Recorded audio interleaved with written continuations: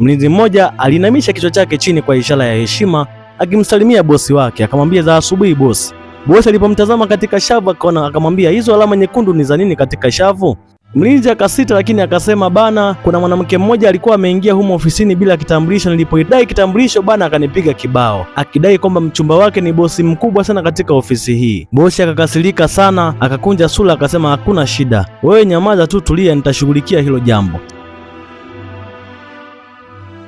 Siku ya pili yake bana, binti yule mwenye malingo akafika katika mlango. Alipozuiliwa kama kawaida yake bana, akarusha tena kibao na kujaribu kumpiga mlinzi kofi. Akamwambia unajaribu kunizuia, unahisi mimi ni nani? Kama kawaida bana, akainua mkono wake kumpiga kibao mlinzi, lakini baadaye mkono ukadakwa. Kumbe temu hii aliyokuwa amekaa mlangoni alikuwa ni bosi bana na sio mlinzi. Binti kwa malingo hakujua, akamwambia nampigia mchumba wangu, sasa uone anavyokuja kukufanya. Mchumba wake alipofika bana kwa mlinzi akasema, mlinzi, nini unamsumbua mchumba wangu? Bosi katoa kofia sasa. Jamaa akatoa macho, mama yangu, bosi huyu. Jamaa akaanza kupiga magoti, nisamehe sana bosi, huyu ni mchumba wangu, hajui chochote. Bosi akawatazama, akawaangalia, akasema hamjui mnalolitenda.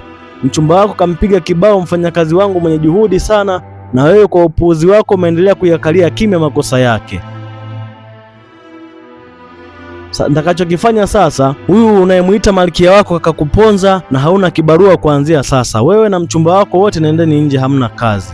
Siku zote heshima wanastahili wale wanaofanya kazi kwa juhudi na sio hawa ambao wanatumia mamlaka yao kuwanyanyasa wengine.